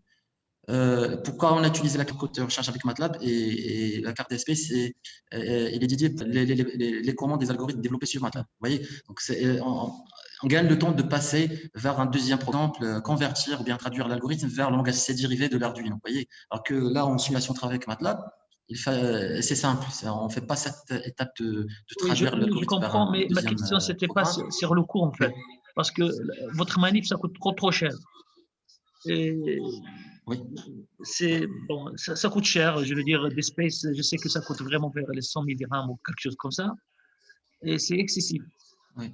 Pour une petite application sur le photovoltaïque, je trouve que c'est cher. Ça ne sert à rien de trop gaspiller de l'argent sur une petite manip auquel vous avez besoin sur des spaces. D'accord. Exactement. Merci pour ton travail excellent. Merci à vous, cher. C'est bon, donc on passe. Mohamed Amin Mehdi.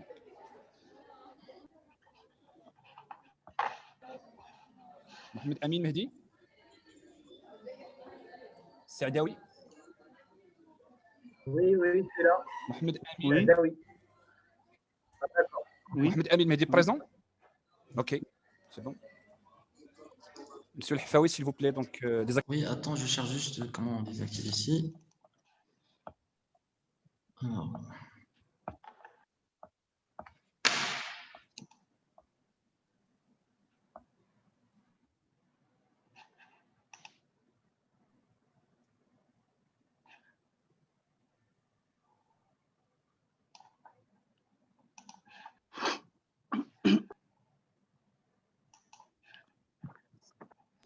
Monsieur El Hafaoui, s'il vous plaît.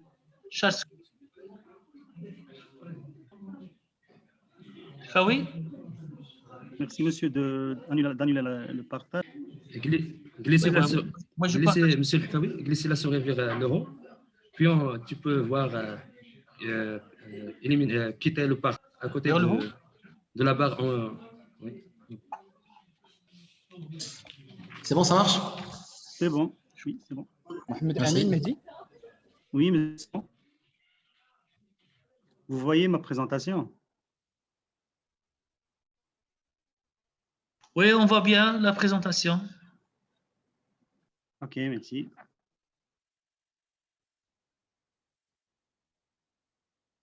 D'accord, est-ce que je peux commencer? Mohamed Amin Mehdi, s'il vous plaît, agrandir votre présentation. Très bien, c'est bon. Oui, c'est bon. C'est bon, allez. D'accord. Okay. À vous la parole, merci, monsieur. Merci, monsieur. D'accord, merci, monsieur. D'accord.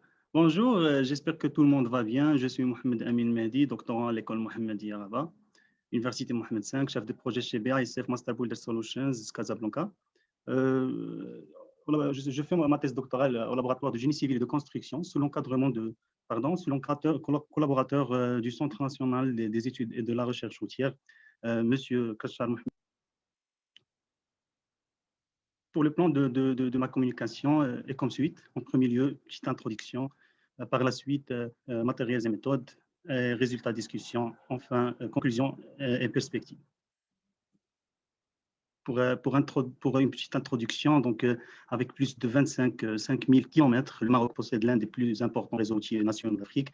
Il est commercial et régional, dont les routes nationales représentent 40% de la totalité du réseau. Ce réseau est fortement sollicité par les poids lourds circulant dans le royaume. Donc, dans ceci dit, l'évolution du trafic est un élément majeur de la politique de l'entretien routier.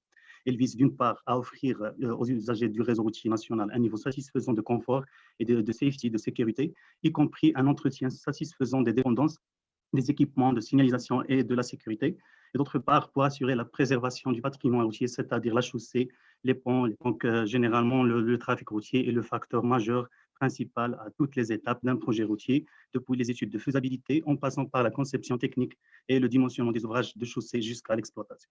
Du contexte de la thèse, et dans cette logique, dans ma thèse, c'est la définition de la section d'études actuelle, le type de la chaussée, l'union, études des dégradations structurelles, ou bien sûr, analyse et discussion des résultats, et pour les perspectives, la modélisation, la comparaison. Le tronçon chaussée souple sur une longueur de 50 km et se terminant au point kilométrique sur la route nationale numéro 6. Le choix de ce tronçon est basé principalement sur le trafic annuel, d'après le dernier recensement en 2017, à environ 3 600 000 véhicules kilomètres par jour, qui reflète l'importance de cette liaison routière. Commençons par une analyse approfondie des dégradations de cette chaussée réalisée par le centre. Parlons ici de la méthodologie et les méthodes, les matériaux. Donc, les matériels adoptés, donc la routière, sont toujours soumises à des contraintes externes dues à il est couplé à d'autres phénomènes tels que le déglaçage mènera directement ou bien indirectement. Donc, il y en a plusieurs types de dégradations routières. On peut les regrouper en deux sous-parties structurelles. Les causes de ces dégradations sont multiples. Donc, je cite le vieillissement du bitume, la présence de l'eau, le trafic intense, le mauvais compactage des couches, la fatigue des structures. Pour chaque type de dégradation ici, on peut la représenter par des indices. Un indicateur de surface issu comporte les arrachements, les nids de peau, les fissurations. Ce sont des dégradations surfaciques. Et les indices structurels STI, ce sont des dégradations à calculer après l'application des auscultations sur la chaussée. Généralement, c'est la planité de la chaussée et la déflexion. Nous prenons en compte dans le présent travail 3 types de dégradation de surface. Premièrement, les arrachements. Les poulages sont dus à l'infiltration des eaux de ruissellement qui affectent la couche de roulement superficielle. En deuxième lieu, les fissurations sont des cassures dans la chaussée et les nids de poules. Ces derniers sont généralement des cavités arrondies qui peuvent atteindre la profondeur de la plateforme et constituer la dernière étape de la dégradation des surfaces de la chaussée. Les principales causes de dégradation dans l'asphalte, l'humidité dans l'asphalte, la faiblesse localisée et de la fondation et l'épaisseur insuffisante de la chaussée. On va se référer au tableau suivant établi par le Centre national des études routières en allant de la classification good, acceptable, mauvaise et très mauvaise, A, B, C, D. C'est le même cas pour les arrachements, les nids de poules et les fissurations. La même chose, ici, on va classer les résultats de l'auscultation, comme j'ai déjà annoncé pour l'uni, la planité et la déflexion. Pour bien expliquer évaluer les dégradations structurelles, généralement au Maroc, on se réfère aux essais de l'auscultation routière. Les principaux sont analyse de profil longitudinal par la méthode APL. C'est un analyseur des profils longitudinaux qui permet de mesurer la planité longitudinale des chaussées, et la déflexion qui donne une réflexion sur la capacité portante et la rigidité d'une chaussée. Pour objet de résumé, nous avons obtenu les résultats des indicateurs de surface et les indicateurs de structure qui sont résumés sur ce tableau. Pour les résultats, on a obtenu en allant du point de départ 0,81. Ce sont des résultats descriptifs. Pour analyser les résultats de la déflexion, les résultats de la déflexion ont montré la répartition en deux parties homogènes. La première allant du PK 81 d'origine au PK 82 avec la classe de dégradation C. Et la seconde allant du PK 82 au PK 130 en bon état. Donc de la planité par la méthode APL. Donc les résultats de l'Uni ont montré la répartition en trois parties, deux sections homogènes en bon état et une autre hétérogène de classe de déformation B. Bon, vu que les données sont sous forme descriptive, j'ai affecté une ACM, analyse des composantes mutuées par statistique, pour analyser les données. Les deux premiers graphes montrent une BNI de poule pour les kilomètres 1 et kilomètre 22, qui veut dire qu'il y a une corrélation entre les arrachements graphiques dans une seule partie du graphique, qui présente les nids de poule sous la même arrachement et une autre avec nid de poule. Pour les résultats des indicateurs structurels, sauf le kilomètre 1 montre une tendance spéciale par rapport aux autres kilomètres. Pour la discussion et le rapport structurel, ici on peut dire que la route est classée en 4 sous-groupes avec des différentes lignes, dont 3 sont regroupées sur la moitié droite du diagramme B et C. L'autre modalité A est un regroupe de surface à 3 modalités, 2 sur la moitié droite du diagramme B et C. Les modalités avec un indicateur de classe B de l'issue, elles avec un indicateur de classe A, sont groupées sur la moitié droite. Donc pour les perspectives, dans cette communication, nous avons analysé les résultats de l'inspection de la chaussée, ce qui nous permet d'étudier les interactions entre les dégradations structurelles et surfaciques, basées sur une analyse environnementale de l'inspection visuelle et une structure. En utilisant la méthode, donc on peut conclure que les chaussées sont soumises aux contraintes qui introduisent des dégradations structurelles et de surface. Le dimensionnement ou bien le surdimensionnement de la chaussée peuvent stabiliser des différentes couches de la chaussée actuelle. Sur le même tronçon, une structurelle a été détectée, ce qui invite le gestionnaire du réseau. Dans cette perspective, nous proposons de prédire Petri sur l'exemple, réaliser une simulation de Monte Carlo. La prochaine étape de différentes composantes, le nom HDM4, logiciel de traitement des chaussées pour la route, objet de l'étude. Calculer une valeur aléatoire, c'est-à-dire des techniques probabilistes. Et un aperçu utiliser les réseaux CP et les composés d'un à des arcs, des lieux et des transitions. Merci. Oui, Professeur excusez-moi, on le remercie, monsieur, comment il s'appelle? Mohamed Amin Mehdi. Nous te remercions, surtout pour notre pays. C'est vraiment intéressant. Qu'est-ce que j'ai comme question? En quelque sorte, vous avez scanné l'état des routes et vous avez dénombré à partir de cette étude, vous pouvez proposer qui vont donner ils ne vont pas donner des déflexions. Oui, oui. D'accord. Que les routes sont, ici au Maroc, les causes de l'application d'un catalogue réalisé en 1904, de l'entretien et de réhabilitation, soit dit. On doit faire une analyse critique du coût des dépenses. Donc, c'est l'objet de l'étude qui s'appelle HDM4. que je trouve, je ne suis pas connaisseur, vous n'avez pas introduit un facteur important, traité d'une manière indirecte. Le problème climatique, ça affecte vraiment les bitumes, l'influence de la chaleur. Bon, malheureusement non, mais je peux vous montrer le prédimensionnement des intempéries, la valeur du changement climatique émergent. Donc pour éviter le gel, des gels et tout. Et lors de Maroc, le problème majeur, c'est la main-d'œuvre. Donc c'est le produit de s'écouler ou bien qu'on se respecte, mais monsieur, malheureusement, on ne respecte pas les normes, on ne respecte pas, on demande avec un dosage tel, avec une température sur chantier. Quand on fait les mesures, on n'arrive même pas à 120, à 130 de contrôle qualité, qui est au niveau de plantation qualité, avec c'est un truc, même pas ça, la R&D, c'est le problème, soi-disant en arabe. Merci, Sami. Merci. Sinon, on passe. Oui. Oui. Arrêtez donc, arrêtez la présentation. D'accord.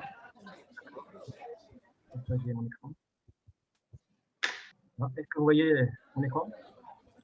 Oui, donc. Est-ce que allez. Votre écran est bien partagé. On vous entend très très bien, Monsieur Saada. C'est bon? Bon, oui. C'est bon maintenant, oui. Allez-y. Alors, merci, monsieur, de notre travail au sein de la branche environnement.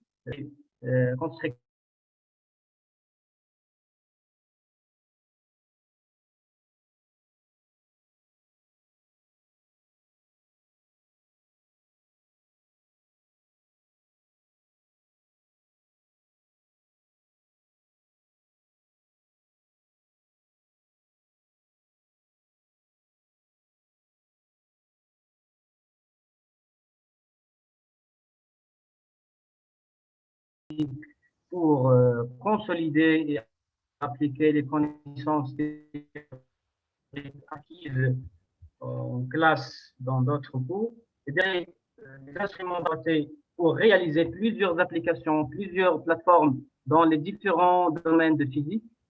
Dans ce travail-là, nous décrivons une étude calorimétrique en utilisant une configuration à faible coût basée sur Arduino pour la détection électronique de la température et l'acquisition des données en temps réel vers l'ordinateur. Alors, comme concept théorique de base, si on chauffe par exemple une masse d'eau à l'aide d'une résistance parcourue par un courant électrique et une tension U, l'énergie fournie par cette résistance-là, l'énergie thermique fournie par cette résistance, c'est WI fois I fois T. L'unité, c'est en joules. La masse d'eau reçoit une quantité d'énergie ou bien une quantité de chaleur, MCP, T équilibre moins T initial. M, c'est la masse en grammes, CP, c'est la capacité calorifique de l'eau. La température en Kelvin. Alors, l'unité de l'énergie, c'est en calories. Normalement, l'énergie ou bien la chaleur fournie par la résistance ne communique pas seulement avec la masse d'eau, mais aussi avec le calorimètre et ses accessoires. Cette énergie-là reçoit, ou bien reçue par le calorimètre et ses accessoires, c'est K, T équilibre moins T initial. Bien sûr, en calories. Alors, l'équation qui traduit l'équilibre de la température, c'est U fois I fois T est égal J. J, c'est le coefficient, c'est un coefficient électromécanique. C'est le coefficient qui relie l'unité en joules et le calorie. C'est ça l'objectif de notre TP, c'est de vérifier que égale à peu près 4,18, un calorie égale 4,18 joules. C'est une valeur théorique. Alors, le matériel qu'on a utilisé dans cette plateforme-là, nous avons utilisé un capteur de température DS18B20. C'est un capteur de température très pratique, étanche. C'est un capteur de température à une bonne précision. Il mesure des températures de moins 55 degrés Celsius à 125 degrés Celsius. Il contient 3 bornes. Les 2 bornes rouges et la borne noire, c'est pour l'alimentation. Le noir, c'est GND et la borne rouge, c'est plus 5 volts. Et la borne jaune, c'est pour l'acquisition des données. Bien sûr, ce capteur-là doit être relié à une carte microcontrôleur Arduino qui joue le rôle d'un interface entre l'ordinateur et la partie matérielle, c'est-à-dire la partie de l'expérience, c'est-à-dire pour acquérir les données d'une manière en temps réel vers l'ordinateur. Alors, le montage est tout entier notre montage, c'est, vous voyez ici, on tient un calorimètre, un agitateur magnétique pour agiter le mélange, un générateur pour fournir l'énergie électrique à la résistance qui a été émergée dans le calorimètre. Ici, c'est notre plateforme qui a été basée sur Arduino pour l'acquisition de données vers l'ordinateur, bien sûr en temps réel.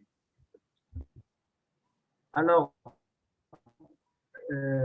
comme résultat, voici l'évolution de la température en degrés Celsius en fonction de T. Vous voyez bien que c'est une fonction affine. Donc, la détermination de coefficient J, elle dépend de la pente de cette fonction. Alors, après une petite régression, ça veut dire l'Excel doit mesurer ou bien donner la pente de cette courbe. Cette pente-là me permet de calculer ce coefficient J. Alors, le résultat obtenu, c'est J égale 4,21 joules par calorimètre. Donc, il est comparable à celle connue. Donc, 1 calorie égale 4,18 joules. Voilà, en conclusion, nous avons décrit la construction d'un appareil peu coûteux et adapté pour l'acquisition et la collection de données de température. Cette configuration, bien, cette plateforme, elle offre certains avantages en termes de temps, de coût et de fiabilité et de motivation aussi des étudiants par rapport aux études traditionnelles. Cette plateforme aussi peut-être, on l'a utilisée dans d'autres manipulations dans la thermodynamique pour déterminer d'autres paramètres en thermodynamique. Et voilà, merci pour votre attention. Merci, M. Sadawi. J'ai une petite question à vous poser. Bon, votre travail était très bien présenté. Sous quelle direction vous avez effectué ces travaux pratiques? Ce sont des travaux didactiques. On les utilise pour l'enseignement d'une façon générale. Oui, sous quelle direction? Sous quelle direction? Qui était votre responsable sur ce travail? Abdelaziz Moussaoui. D'accord. J'ai une question. Vous avez utilisé un capteur de température, c'est bien, le 18B20, mais quand même, il faut l'étalonner. Lorsque vous faites une mesure, il ne va pas vous donner la valeur. Il va pas vous donner la valeur de température d'un seul coup comme ça. Il faut faire un étalonnage. Oui, oui, effectivement. Vous n'avez pas parlé de cette partie-là. Oui, oui. Chaque appareil, chaque capteur, donc, il faut l'étalonner. Et comment vous l'avez étalonné? Vous avez utilisé quel moyen? Par rapport à un thermomètre manuel. Donc vous l'avez étalonné juste dans la partie 27 degrés à quelques dizaines de degrés de plus. Il y a 27, 25 degrés à soi-disant à 90 degrés ou bien à 100 degrés. Oui, oui, effectivement. Mais il peut mesurer, le capteur-là, il peut mesurer des températures de moins 55 degrés à 125 degrés. Et la précision du capteur-là, c'est plus ou moins 0,5 degrés Celsius. Oui, mais ma question, est-ce que sur toute cette plage de moins 55 degrés jusqu'à 120 ou 160 degrés, est-ce qu'il est linéaire? Est-ce que le capteur est linéaire? Pour cette partie-là, il est linéaire, mais nous n'avons pas étalonné pour les basses, si vous voulez dire, températures. Voilà, d'accord. Les hautes températures. Il se peut que la linéarité… La marge de température que nous avons… Oui, je veux dire… La marge de… Pardon? Oui, je veux dire de là, peut-être que la linéarité pour des températures négatives n'est pas la même chose que la linéarité pour des températures positives. Il se peut que la pente de la droite pour des températures négatives, c'est différent de la pente de droite positive. Donc, il faut faire attention sur quelle plage il faut que vous êtes en train d'utiliser votre thermomètre. Et donc, il faut le calibrer ou l'étalonner dans cette zone-là de travail. Ah oui, d'accord. Oui. D'accord. Alors, on vous remercie, M. Sadoui, pour votre travail. Ok, c'est bon. Oui. S'il y a d'autres questions, s'il vous plaît.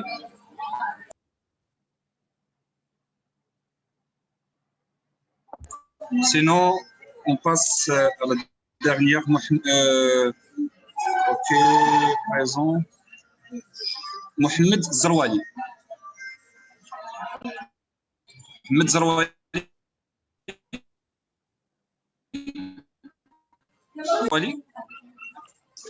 C'est bon, monsieur Kamel. On a donc terminé notre la session. Il n'est pas là?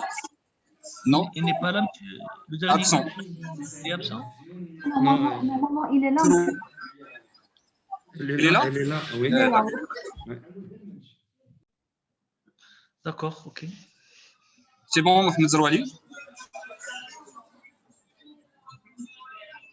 Allez, commence toute la présentation. C'est bon. Monsieur Zarouali, vous pouvez commencer.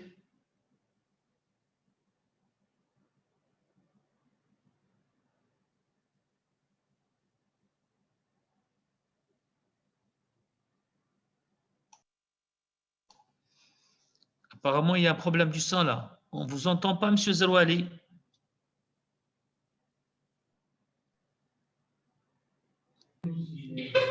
Zarouali, vous pouvez activer le son au-dessus à gauche.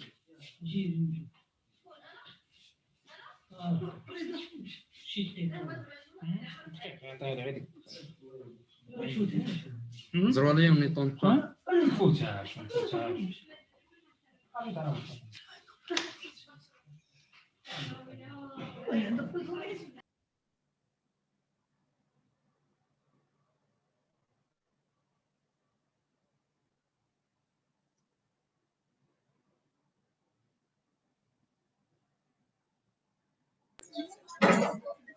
Mohamed Zarouali.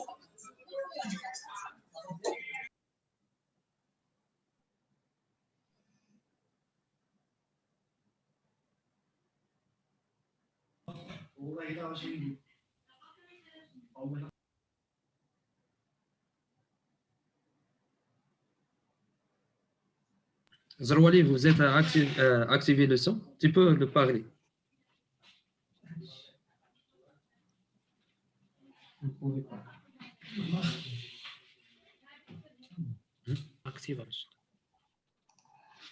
Tu peux activer la caméra pour voir est-ce que vous avez des difficultés de parler?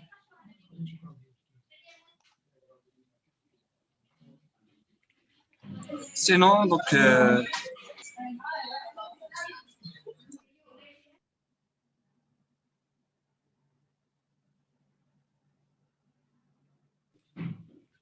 Zarouali, vous avez un problème sur l'écoute? Je crois que le PC.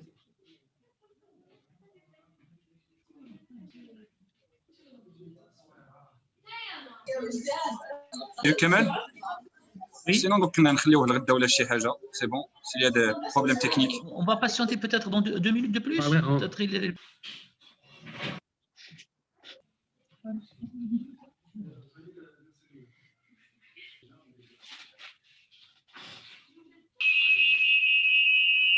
Zrouali.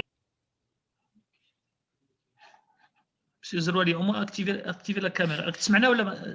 C'est même pas ce qu'ils entendent.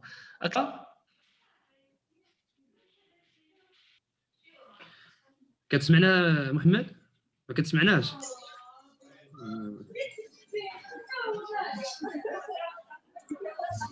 تقدر تسيب شي بيسي اخر؟ شوف شي بيسي مع لي ستوديونت ما عندك الى نستناوك 5 مينوت بلا ما قلت مشكل. Parce que vous êtes le dernier participant. Ouais, il vaut mieux qu'on termine parce qu'on a d'autres choses. Ok. Si elle n'est pas présent, on passe. Ça peut être 2 minutes.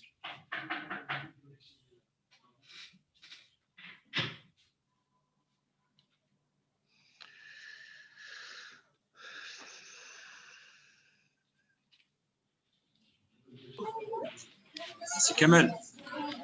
C'est bon, ça y est, c'est bon. Oui. Ok, c'est bon. On termine. Et qu'est-ce qu'on va faire avec lui? C'est bon, le comité d'organisation يقدروا يدوزوا غدا ان شاء الله نشوفوا معاهم. Monsieur Kamel, vous la parole.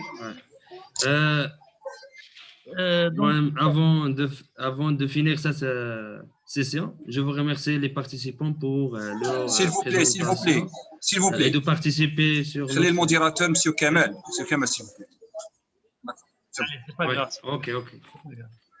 Donc, je tiens à remercier tout le monde, tous les étudiants, tous les enseignants qui ont participé à cette manifestation. Également, je tiens à remercier M. Jfali, professeur à l'École supérieure de technologie. Et nous sommes contents que les choses se sont bien passées.